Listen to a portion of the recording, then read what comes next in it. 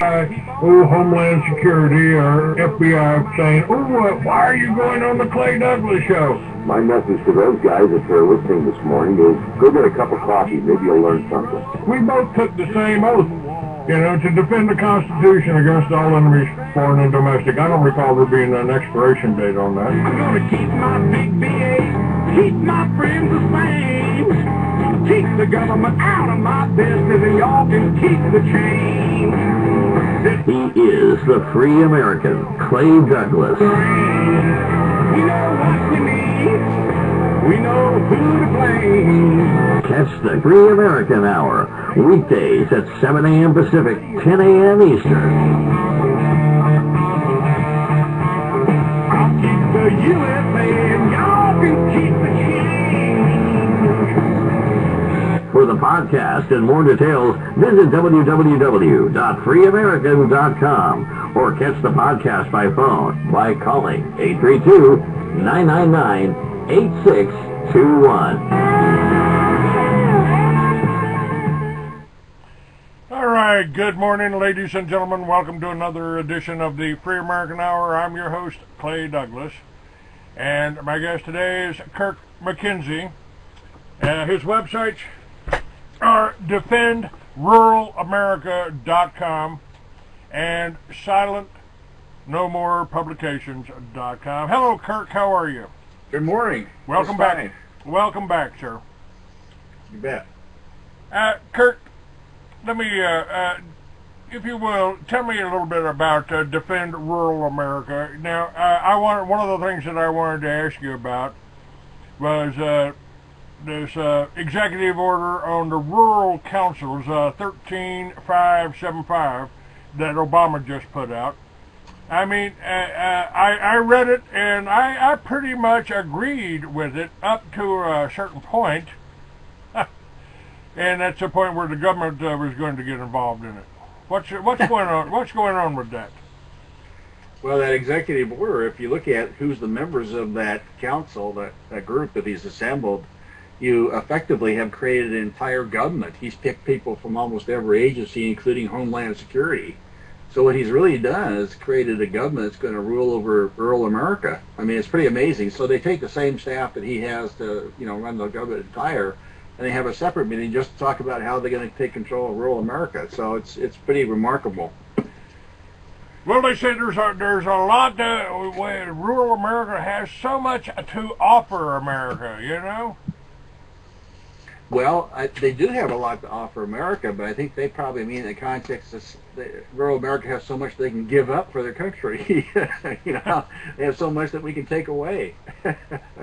Now, somebody on one of these says, this is exactly what Stalin did to the Ukraine, what Mao did to the Chinese before they starved more than 140 million of them to death.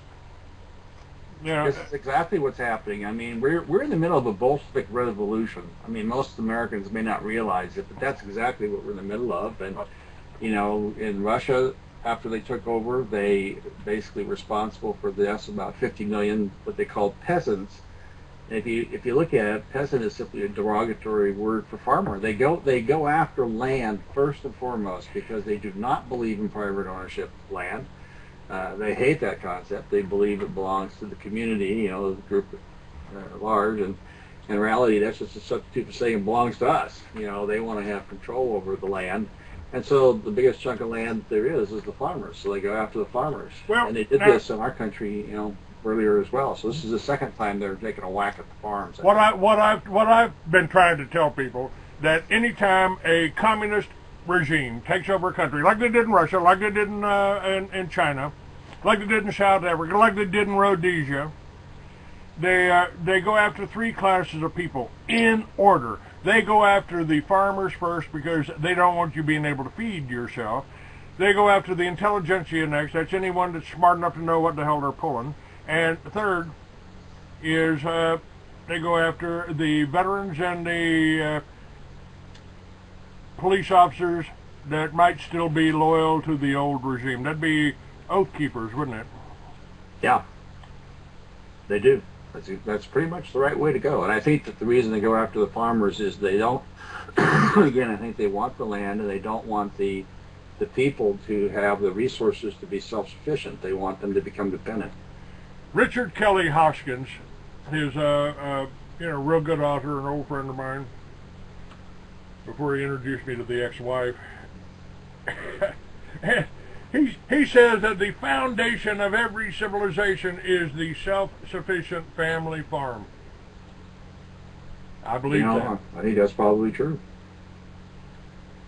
That's probably true. You know, rural America, I don't know how many people in your audience live in rural America or not, but we take it for granted. I mean, this country has been so blessed in our natural resources, we now have kind of taken it for granted. But really, you think about it, it's the smallest fraction of our population that's basically giving us our water, our food, our energy, our gasoline, our coal, all these things are energy, our building materials like wood and granite and, concrete, all those things, and our, steel and things like that, and other natural resources. And this is really, truly the backbone. And these people are out there, they work pretty hard. They don't generally make a whole lot of money. And, we kind of take it for granted, and I think that government and the media and the universities have tried now to kind of create a very negative image of these people, which is absolutely false. All of the farmers that I've talked to they have succeeded. The farmers and ranchers that I've talked to, one of their biggest problems besides illegal aliens down here in Arizona is they say they can't get anybody to work, except illegal aliens. Nobody wants to work on the farm. Nobody wants to go, take off from college and go hang out on the farm for a few days. Unfortunately, it's true. Up in Siskiyou County, I know one of the major problems they're having is keeping the children, they're interested in farming, and realistically, why would anybody want to get into it? This is a hard job. I mean, cattle don't go home at 5 o'clock in the night or on weekends or, take vacations. This is 24/7, 365. You are susceptible to the weather, to all these other conditions that really you have no control over. The government the regulations, unbelievable. I mean, absolutely, just like dictating to us that we have to wear seatbelts, what kind of toilets we have to wear helmets if we ride a motorcycle, and blah, blah, blah, all these details. It's even more excruciating up there. They now are telling the people, you cannot do anything with the water, your own water, as it moves across your land without permission. You can't, cut a little channel, you can't put a rock in the middle of it, you can't do anything. I mean, in Colorado, they have carried that to the point that rain barrels are illegal in Colorado. You got to let the water run off your roof and go down into the street and down into the drainage ditches so they can get it that water end up down in the lake. Isn't that remarkable? Illegal to collect rainwater. I guess I'd be in trouble because I have a pool and the rainwater falls in my pool. Now, let me about this attack on the farmer. There is an issue that I've been involved with for 40 years, and I think we don't really see that because of the propaganda, because of the Hearst Newspaper Corporation. We don't see that the benefits of hemp far outweigh the dangers of marijuana. And that was, to me, that was an assault on the farmers of America, because it was actually, in some states, it was actually illegal not to grow hemp.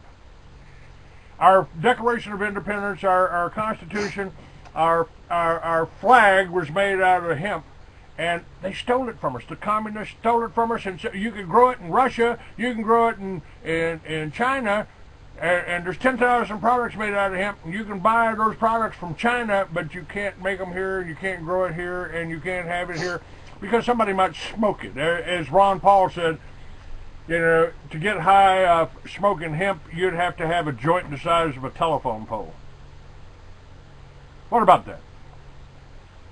Well, I never really thought about it. I'm not all that familiar with hemp and all the benefits. I know it's used as a material, like you say, for ropes and things. I'm not familiar with all of its uses.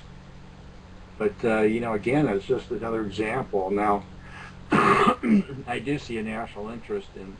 I may differ from a lot of people. I do see a national interest in trying to make sure that we don't have people showing up to work on jobs that are under the influence of anything and not performing up to snuff. I do see that there's a need to do that, but you know, trying to deny growth of something that would be a beneficial product if it were properly used would be not, you know, is wrong. Yeah, if you're going to you know, go after somebody for smoking a joint, you know, you need to go after them and operating heavy equipment. You need to go after the people that are taking there's Zolofts and the Valium and driving, you know, and working. I mean, anything can be misused, but to as popular mechanics referred to it back in the 30s or the teens, it was that's $1 billion crop that they took from us. Now that's just one thing, because it renews the soil too. The ninth plank on the Communist Manifesto is corporate farms. Can you say Archer Daniels Midland or Monsanto? Yeah, exactly. Now that's what it is. Why can't we recognize that? Of course, I mean, if we can't recognize that a central bank and graduated income tax is part of the communist platform too, I guess maybe it ain't going to dawn on them that there's an attack on their food supply, that rats won't eat GMO corn.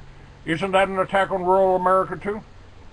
Yeah, I think it is. I think the fact that they're trying to take away the fertility of food crops is unbelievable. I mean, basically making seeds that will build a plant, but then the plant itself is infertile or won't grow seeds. I mean, can you imagine all the food of the world is in the hands of one corporation and its patents on the food? I mean, this is a crime against humanity as far as I'm concerned. No food that we don't own. That's Monsanto's. Yeah. That's Monsanto's motto. Yeah, I think that really is a scary proposition, and it's taken away all the profits from the farmers. They just provide the labor, but all the profits are going to, you know, Monsanto and others, the property taxes and this, that, the others, all being bled away. What is the answer? You know, I mean, I've been reporting on this for years. I mean, since 1994, I've been publishing the Free American and doing that, and you know, I've tried to come up with an answer. What do you do when the government is run by criminals? I said there's a couple of things I can't tell you. You know, I can't tell you if the government took over the mafia or if the mafia took over the government. It's 6 of one and half a dozen of another. Well, I think we can't. You know, we kind of figured out we can't. We don't have a constitutional federal government at this point in time, and we're not going to get that back for easily. That's for sure. What we can have is a constitutional county, and this is my latest message to people. And I've done just released really a new YouTube video called "How to Take Our Country Back" Part 3, and it's basically this message of a constitutional county. We can start with constitutional sheriffs, which Sheriff Richard Mack has been, you know, working on for years. That's right. They just had a pretty successful conference up there in Las Vegas. A very successful conference in Las Vegas, and you know, 120 or so sheriffs came to that. They now think that they probably doubled or tripled the number of people that are going to come on board that program. But you know, a sheriff is just one person in a county, and it's a tremendously important person. I don't mean to take away anything from that. It's a really huge deal. But now what we need to have is a constitutional district attorney, a constitutional board of supervisors, a constitutional judge. All of these positions are elected. They are all elected. And so I think what has to happen is we have to get out there a simple understanding of the basics of the Constitution, the principles behind this country, get that educated into the Tea Party groups and the activist groups and the Granges and the cattlemen's and the cattlewomen's and, you know, the associations that are there, get them on board and have these active members in the community then push and pull. They're like the representatives up to the line of scrimmage, which is a constitutional line, and then work together as a team. Because if they work together as a team, I think there's very little they cannot accomplish, at least in a county. Well, and we do this county by county. That's kind of one of the problems that we have. One of the first rules of warfare is divide and conquer. And they're doing that with the Occupy, with the Tea Parties. I mean, you got people coming into the Tea Party as icons of the Tea Party, supposedly conservatives. They want to go to war with Iran, for God's sakes. So a lot of these groups here that I held out a little bit of hope for, like the Tea Parties. I mean, they suddenly they turned against Ron Paul. Ron Paul is the only person running for president out there that cares about constitutionality. What do you think? I mean, well, I think that I've seen that happen in some of them. There's no question. I think that some of them being taken over. I think that the Tea Party members have to be very careful about who runs their Tea Party groups. I mean, they have to really pay attention, as much attention to those as they do to the people they elect, because the Tea Parties can be very helpful. And then I know up in Siskiyou County, they are being very helpful. So that can work extremely well. And I think in rural America, I think the Tea Parties and so forth tend to be less national. They tend to be more local, and I think that, at least in the limited experience I have, they are a constructive force.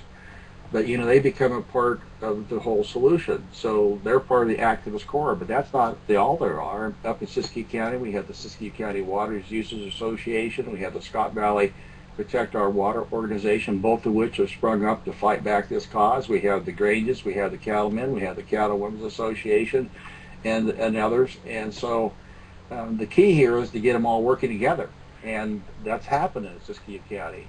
And I think that tell me exactly what is Siskiyou County? What's your major city there? What's your major area? Well, probably it's Northern California, and probably its distinguishing feature is Mount Shasta. Oh, okay, that's Now, I just got an interesting report about Mount Shasta. They say that if you're hiking up there, that you shouldn't eat the snow.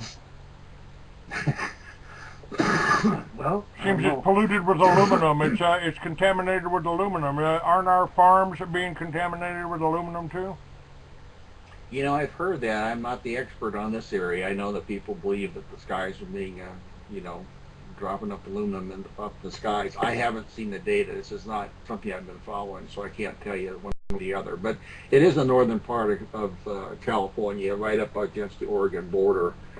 And what's interesting about these rural communities is they are under such attack that they're prepared to respond. They just need somebody to lead them, somebody to show them how to do this. And once they do that, things happen. I mean, the energy up in Siskiyou County since the Defend Rural America launched back on October 22nd has been tremendous, and boy, are they fighting back. I mean, we recently had a county commissioners that sent a letter to the Department of Interior saying if you decide to remove our dams, we're going to sue the government. And then they just flew back to Washington, D.C. and delivered that message in person. And now we have a scientist within the Department of the Interior who just in the last few days was fired from there because he's blowing the whistle on the false science that's being used to justify the dam removal in Siskiyou County. His name is Dr. Paul Hauser. Tell us a little bit about that. What's happening there? What's happening? Yeah, they want to control the food, and of course they want to control the water, because just like they do in Palestine right now, the Palestinians only get so much water that they can bathe in and drink. Well, it's a bundle of things that happen. All these rural communities under attack from every direction. It's a 360-degree assault. The government being, 180 degrees, but you have these, environmental terrorist groups. They're basically communist groups in drag, and wearing green, but they're red underneath. And they're all these pressures that come to bear on these people, so they're under attack from all these different directions. And part of it is this false science aspect of this thing. So the people thought when this whole process started that this was an honest process, that the Department of Interior was, genuinely interested in doing what's good for the fish and so forth. And so the people joined in, and they, tried to get involved in the process and were rebuffed. They tried to understand the science and realized it was crazy, and they were rebuffed. They came up with alternatives to, accomplish the same result with a fraction of the money and without getting rid of their dams and their prosperity, and that was rebuffed. And eventually they began to realize the whole process is corrupt. But now we have somebody inside the Department of Interior who flat out is saying is that the Secretary, Ken Salazar, in 2009 publicly stated, I want the dams out. This is going to happen. And so and then therefore the science is being, people doing that are generating this very biased opinions to support the predetermined conclusion, just like Agenda 21. And so here you have this whole thing. And so we now realize, I mean, it's absolutely exposed for certainty that, for the past 3 years, these people have been engaged in a process which government desperately wants to look like it has a lot of involvement. It's open to the people. It's getting their input. It's collecting the science. It's all a hoax. It's absolutely all a fraud. These people should go to jail. Ken Salazar should go to jail. All the scientists should go to jail. And it's interesting, a couple of environmental scientists got arrested last week for false science. I mean, it's interesting what's happening here. Things are beginning to shift a little bit. And so the first, for the people up there in Siskiyou County deserve a lot of credit, because here these people are trying to grow food and work from morning till night, and now they have to go to meetings, unending meetings, without certainty of what's going to do. But they're going to a tea party meeting one night, they're going to a science review meeting the next night, they're going to the Grange the next night. I mean, their lives have been turned upside down by this whole process, but beginning to see a light at the end of the tunnel, at least in this one county. And I think if we can win in this one county, we know we developed the pattern, we know how to do it. We fan that out. Well, years ago, about 8 years ago, and immediately after I came out with this in the centerfold of my magazine and building number 7 on the cover, they tried to kill me. But the idea for me was Liberty Villages. We've got homeless vets. We got veterans out there committing suicide. We got thousands of homeless vets, and now we got millions of homeless people, Americans, that have been moved out of their homes or lost their jobs. All this thanks to NAFTA and GATT and all the other crap that we reported on years ago. And the idea of Liberty Villages, if you use low-cost structure, cabins, tents, teepees, dome homes, or whatever, you grow your own food, and you generate your own power on your own house from everything God gave us, the wind and the sun. I mean, if you traveled across America, 100 years ago, there was windmills all along the road. Windmills out there, on the farms and the ranches. 30% of Americans 100 years ago lived on farms or ranches. Today, that's down to 5%. And so the idea from Liberty Villages is give the homeless vets a place to stay. They can protect the farm or the ranch. And you don't need the government or the energy for nothing. Now, the problem comes. Well, now that's against our zoning ordinances. You can't put a cabin up there without a building permit. What about that? What are the plus and the negatives of my idea for Liberty Villages? Independent ranches. Donate 5 acres of your 100-acre farm for a village, for some housing, and let the veterans come there and work for their room and board and protect the place. What about that? Would that work? Well, I think conceptually the idea of doing something for our vets, I like that idea. I mean, our nation has largely used up our young men and women, and then they discard them, and I think that's a crime. The idea, my immediate response to it is that I'm not sure. I don't believe in welfare, because I think that when people expect to get something for nothing, that doesn't work real well. So the idea of giving people stuff and all that, it would have to be, if it's for it to work, it's going to have to be people that actually work, and they're going to have to earn their room and board. Now, the experience up in Siskiyou County is, technology has had a huge impact on farming. They have pretty big equipment up there now, and one person can do a whole lot. So most of these places, I know places that have 4,000 acres, 6,000 acres, so it's only the husband and the wife, maybe one helping hand. They don't need crews of people anymore. And so I don't know, there'll be a beneficial financial benefit for the rancher or the farmer. Well, the financial benefit would be that each one of these villages would have a restaurant, a community store. Each community would be a cooperative. They would get their staples, coffee and tea at wholesale, and it would be a business. I mean, if somebody's driving down the road and they see 10 teepees and a vacancy sign and a sign that says hemp coffee, something to bring people in, you're driving down the highway and you see a vacancy sign with 10 teepees sitting there, wouldn't you stop?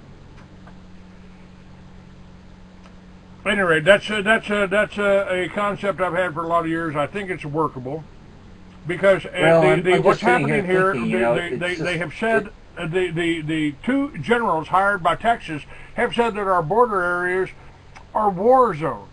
So that's the other idea behind bringing the veterans in. We've had ranchers killed here by illegals or drug dealers crossing their ranches here. So I see a lot of the different points here, and it seems to me that by putting these together, if you've got the landowners to benefit, and you can show them a benefit, then that's people working together. That's communities working together. And it has nothing to do with your race. You can go to the Mexican village and get tacos, or you can go to the American village and get range-fed beef. But I think you'd have to take a kind of pencil it out there, Clayton, because 5 acres is not going to sustain anybody. That's what I'm saying, is that to sustain even a couple is taking several thousand acres. I'm only talking about the place. All I'm talking about is the place they live. Where you do a little village just like an old Indian village, and people can live there. People can live there and work on the ranch, or working, if they're right. I'm a writer. I sit here at my computer all day. I can do that anywhere if I've got power. But I think if there was some vet who took the lead and had a business sense to the individual and actually put together a business plan, regardless of whether the land is donated or they purchase it, that would be the place to start. Somebody who can actually, pencil it out, know that it works, so that it doesn't just become a, commune. No. It becomes, what I'm talking about is a covenant covenant community that's working on a cooperative basis. So everybody benefits if everybody works together. That's all. That's it. It's a concept. I put businesses together my whole life. I've got the business plan pretty well penciled out. It's just a matter of getting the advertising to reach the farmers and the ranchers and the veterans. And there's publications I think out there. The way to roll it out is make it happen one time. That's where it's just like we're doing in Siskiyou County. You've got to prove the pudding once, and then once that's proven once, you can go ahead and replicate. If we do one, let's say somebody's got 100 acres or 1,000. I don't know. 1,000 acres, and they put a little village, and they got a highway access. You put one of these villages on the highway, and you start educating people. This is how your food is grown. This is how to do it right. This is ain't that corporate farm. The pigs here and the goats here are happy. They ain't the cows here are happy. They ain't in a feed lot. People, we've lost touch. We've lost touch with how to grow our own food, haven't we? Well, intentionally so. The schools now, I saw a recent news article a couple months ago now where the schools are saying they won't let the kids take out these little day trips out to a farm to even see one firsthand. I mean, they're cutting it off. They're basically giving a very negative image to the rest of America about farming, and they're preventing people from actually going visiting farmers, basically, and just enjoying the experience. And that's why when we had the launch up in Siskiyou County, we had a bus tour. We brought up a whole busload of people from the Bay Area, and we had them stay at the ranches overnight.